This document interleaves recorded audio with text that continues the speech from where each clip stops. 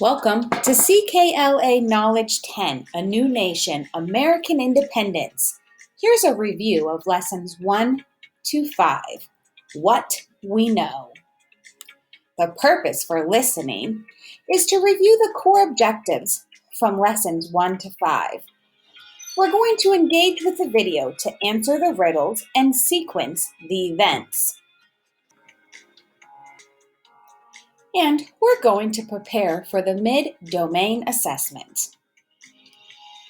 Let's play a game with riddles. Can I stump you? Listen carefully and see if you can solve the riddle. I wrote the Declaration of Independence. Who am I?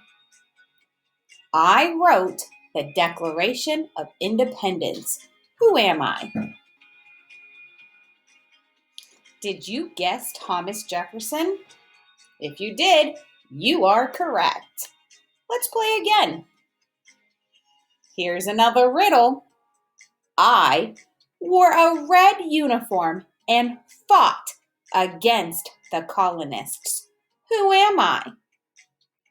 I wore a red uniform and fought against the colonists. Who am I?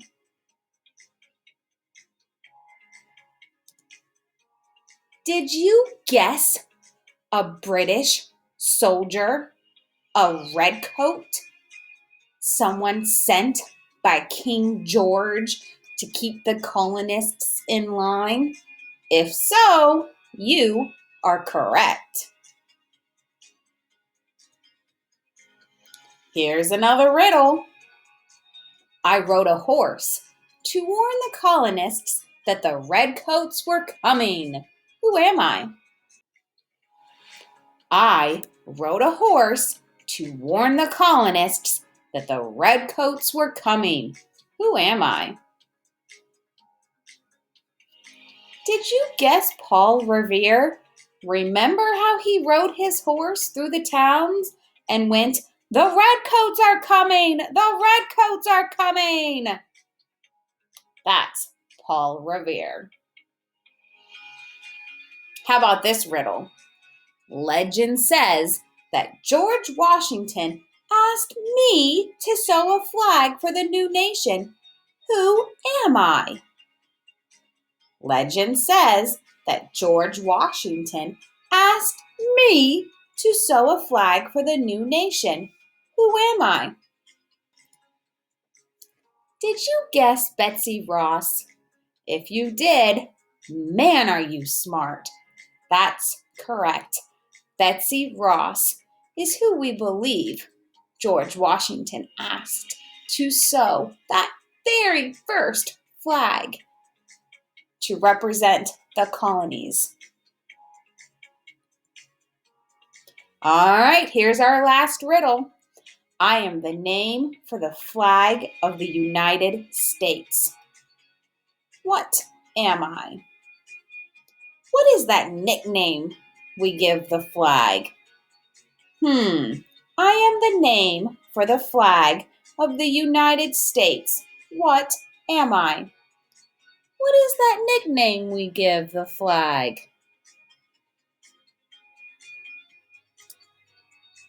Were you thinking Stars and Stripes? Goodness, I wonder if I stumped any of you. Great job. Let's talk about some events that we've learned about and how we can sequence these events. We have the Boston Tea Party. You know, that party where we didn't drink much tea but dumped it into the harbor? That led to the Battle of Lexington, where the shot was heard around the world. After that was the Declaration of Independence. And then the original U.S. flag was created. The events so far that have formed our nation are the Boston Tea Party, the Battle of Lexington, where the shot was heard round the world, the Declaration of Independence was created and signed, and then the original U.S. flag. I'm going to shuffle those up, and you're going to get to tell me which one you think came first. You got that order down? Tea Party, battle, declaration, flag. Here we go. Which came first? The Battle of Lexington or the Boston Tea Party? The Boston Tea Party. Let's play again. Which came first? The Battle of Lexington or the Declaration of Independence? The Battle of Lexington came first. Remember where the shot was heard round the world? Oh, let's do it again. Which came first? The original U.S. flag or the Boston Tea Party? I hope you said Boston Tea Party. I bet you are so smart. Which came first?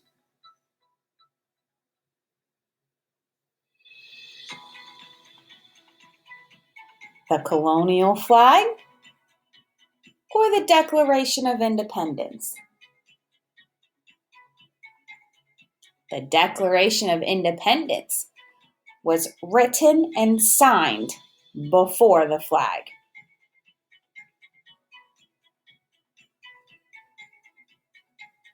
Let's review these events again. We have the Boston Tea Party, the Battle of Lexington, the Declaration of Independence, and our original flag.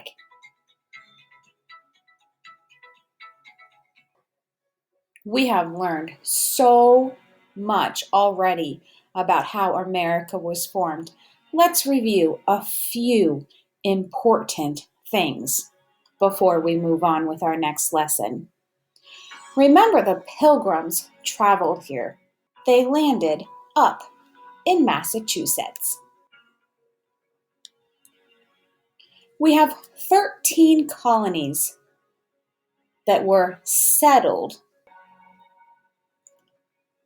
Remember when Paul Revere and his friend were in the back of Paul's shop and they came up with that secret code? The one lantern lit if the British were coming by land, and the two lanterns if they were coming by sea. Paul Revere is a real man in history, and he took a patriotic ride through those towns and warned the colonists that the redcoats were coming. George Washington is a very important person in our history. He is the general of the Continental Army. Benjamin Franklin had lived across the Atlantic Ocean in London, but moved back just in time for the Second Continental Congress. And everyone is happy to have his insight into how the American colonies can declare freedom from Great Britain. Thomas Jefferson was very young at that Second Continental Congress and was elected to be the person in charge of writing the Declaration of Independence. He spent 17 days writing and rewriting the most important words that declared our freedom from Great Britain. Some of those important words we read the other day. We hold these truths to be self-evident that all men are created equal, that they are endowed by their Creator with certain unalienable rights, that among these are life, liberty, and the pursuit of happiness. We talked about the legend of Betsy Ross and how George Washington asked her to create that first flag that represented our country. And we talked about how important the 4th of July was, how it represents the birthday of our country, when we declared freedom to be an independent nation, a country that takes care of itself.